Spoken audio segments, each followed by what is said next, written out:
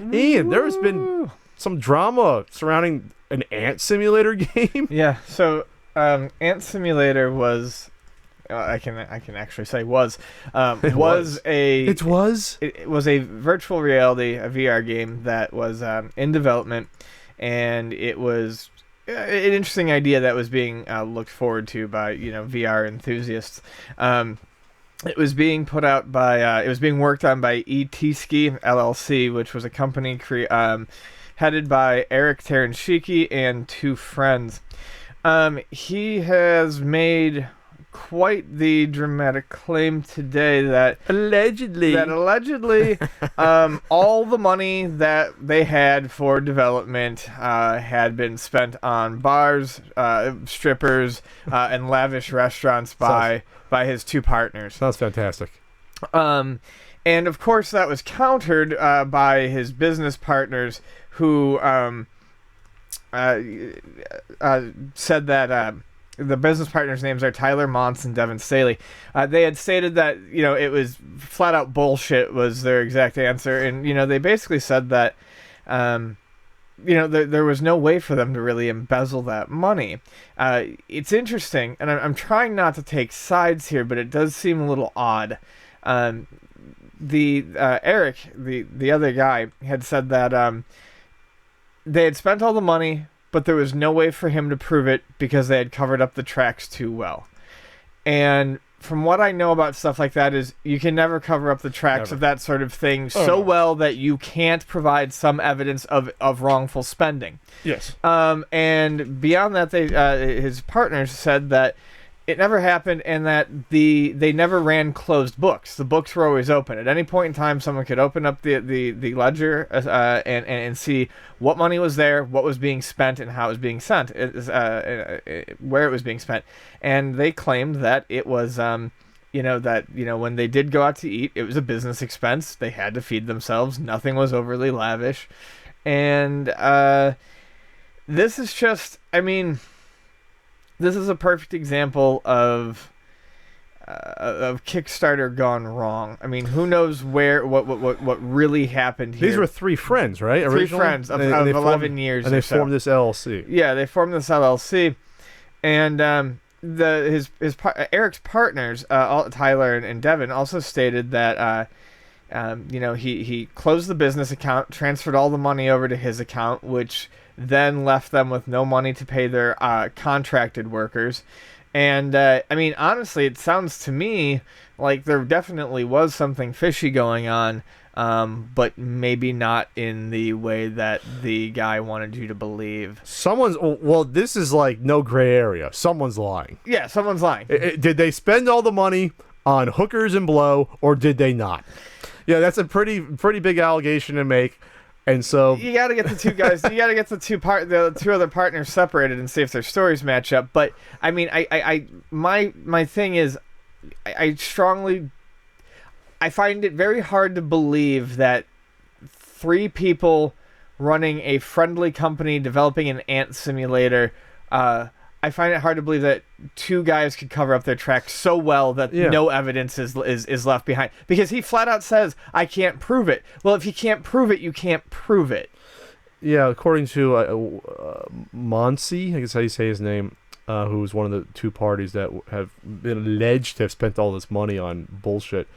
He said all we needed from Eric was a playable demo for their for PS4 dev kit for GDC March 2015. Yeah, he was not able to deliver a playable demo. I spent a month right after GDC getting ready for that.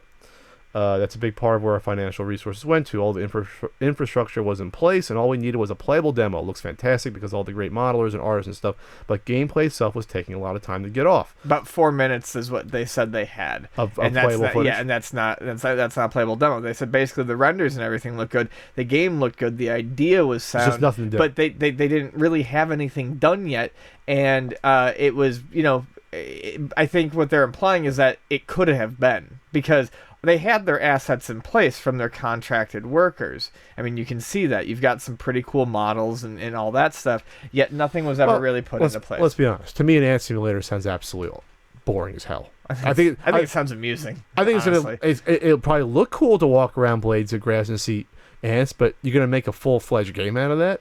Well, I mean, they said it was about, creating the colony and stuff like that. That's what they wanted to do. I'm a hardcore fanboy of Sim Ant. I loved that. Well, this is not a sim though. This is like you are the ant. Right? No, I know. But still, I feel like is that Sim Ant? I don't know. I feel like there's probably something workable out of this, but it doesn't matter anymore, and it's gone. So either you have these two. He tried to paint the picture of two sort of frat boy guys that know what they're doing and spent all the money, and then the two guys saying, no, this guy was probably in over his head, couldn't deliver us a game, and now is hiding, trying to cover his ass by painting us as the bad guys. Right. Apparently, there is going to be the lead Eric said that he said that there would be some announcement about refunds. But this is a perfect example of what I think we've all talked about on here a few times, and I've definitely said. Kickstarter's not a guarantee. I understand when people get upset when Kickstarters go south or they take forever, like Mighty Number 9. But you are putting your money into you are financially backing a project. There's no guarantee that project is going to get finished. There's never been a guarantee that project is going to get finished. People need to stop putting money in expecting that they're going to get. I mean, yes, you should expect to a very reasonable degree that you're going to get what you put in, but everyone needs to know that there's that risk involved, that there are teams that aren't quite as together as you might think, like this Ant Simulator team, who just completely, one way or another, they've screwed it up. And people have got to be a bit more careful. It's not a shopping market. The only thing I would say was Eric Terashinki, who was the guy actually developing the game and the gameplay. He is. I mean, if this was a small company and they are expensing out business lunches or meals, which these two guys do admit they actually did, maybe that money could have been spent elsewhere. But to go from that to saying they blew all the money on strippers and everything else, that's when it's like, okay, now you need to back that up. You need to. I mean, that's where like there could be litigation for like slander involved, because you can be ruining these guys' career. I'm not saying they didn't do it, but if they did it, you got to be able to back it up. You can't just come out and say that like that. So because the campaign wasn't that much money. It was $4,400. So that's not enough money to make a game like this. From what I understand, they had and the two other partners said they invested $5,000. There was another smaller investment from one of Eric's friends, and that Eric had invested a very small amount. So yeah, there's not a ton of money there, and they didn't have a huge budget. But I still. But see, that's my thing. With a budget that small, it is very easy to run out of that money by spending it on development resources. But at that point, a budget that small, you can't make the game anyway. I mean, where's that? I mean, you can't make an answer with that for $4,000. They ended up using that Kickstarter to form the company.